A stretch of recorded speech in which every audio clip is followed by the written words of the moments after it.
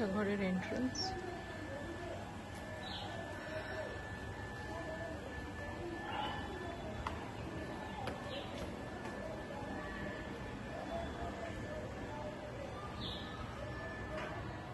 একটা বেডরুম আছে, আপনাকে দেখিয়ে দিই। এই বেডরুমটা 10x10, আর এটাতে একটা ওয়াল ক্যাবিনেটও করা আছে প্রপার কাঠ দিয়ে, কাঁচ দিয়ে।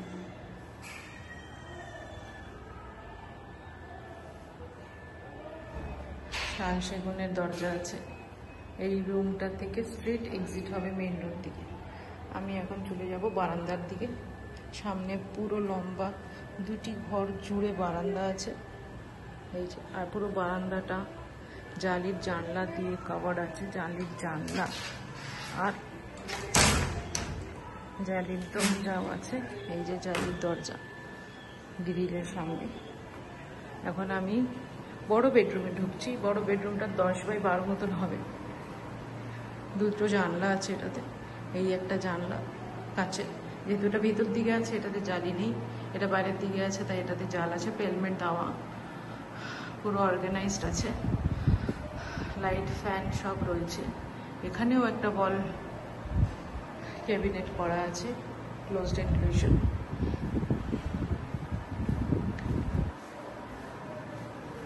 এখন যাচ্ছে একটা ছোট্ট, এইটারও এক্সিট যে আছে, এটার এক্সিটও আপনার মেন রোডের দিকে খুলছে, প্লাস একটা দরজা আপনার ঘরের ভিতরে খুলছে।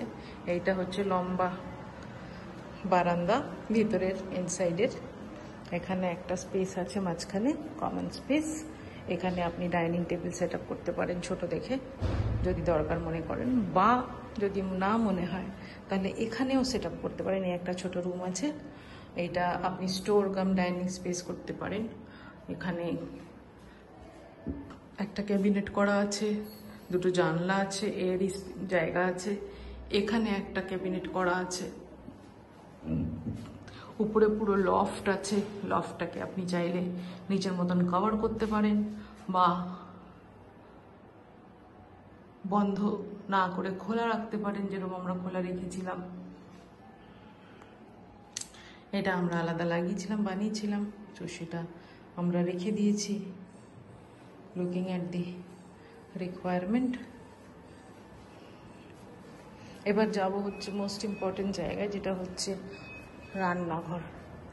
রান্নাঘরে স্ল্যাব করা আছে, পয়েন্ট করা আছে, একটা নয় 2টো পয়েন্ট করা আছে, চিমনির হোল করা আছে, উপরে জায়গা আছে। এখানে আমরা স্ল্যাব করেছি, দরজাটা খুলে দিয়েছি যাতে এখানে স্ল্যাব করা যায়। জলের মেশিন লাগানো আছে।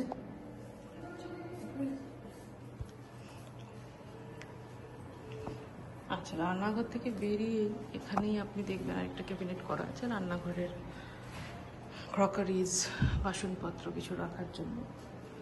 আর রান্নাঘরের নিচে তো স্ল্যাব আছে।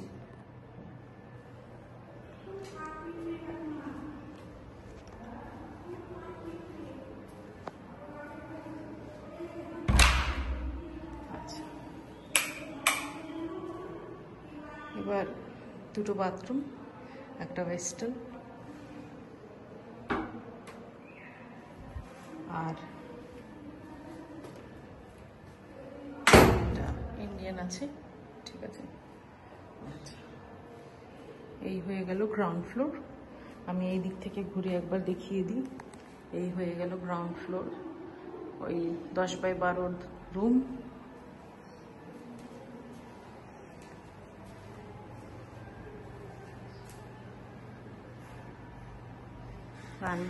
রান্নাঘরের টালিটা ওপেন হয়েছিল, ওটা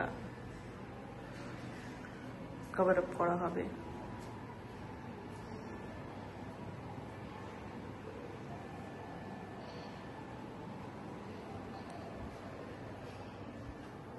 এবার চলে যাব দোতলায়।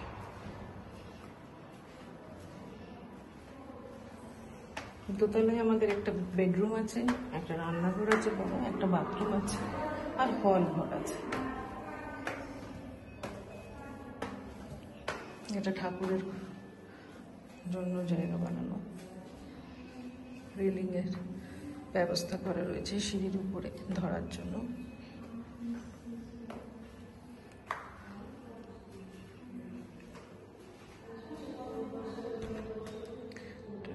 বাথরুম, গিজার লাগানো আছে। এখানে একটা বড় বেসিন আছে। এটা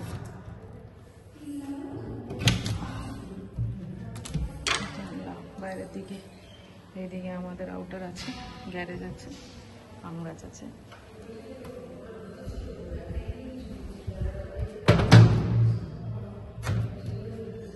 এদিকে যাচ্ছি এবার রান্নাঘরের দিকে।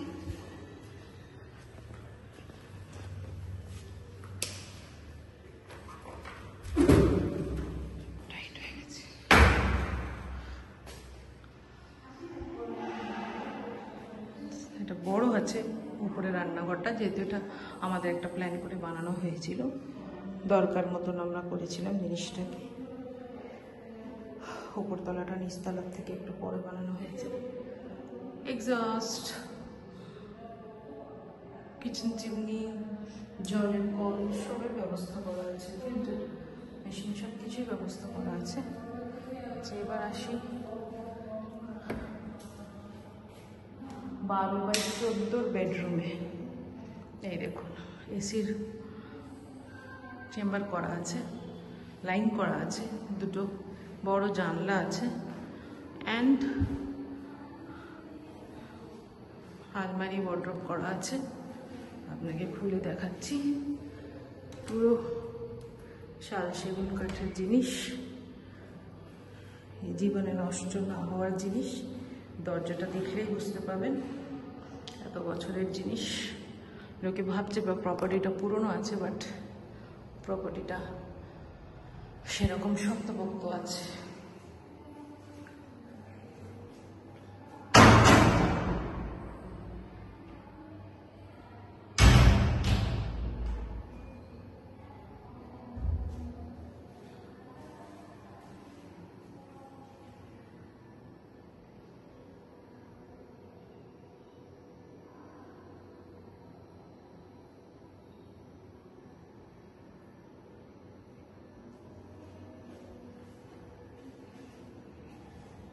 এবার আসি হচ্ছে এই বিশাল ড্রয়িং রুম আর ডাইনিং স্পেস। ওপেন জানলা আছে, এখানে একটা জায়গা রুম বানানোর মতন ফ্যাসিলিটিও রাখা আছে। যদি আপনি অ্যাডিশনাল রুম চান তাহলে রুমও লাগিয়ে বানিয়ে নিতে পারেন, বারান্দা বেরিয়ে যাবে।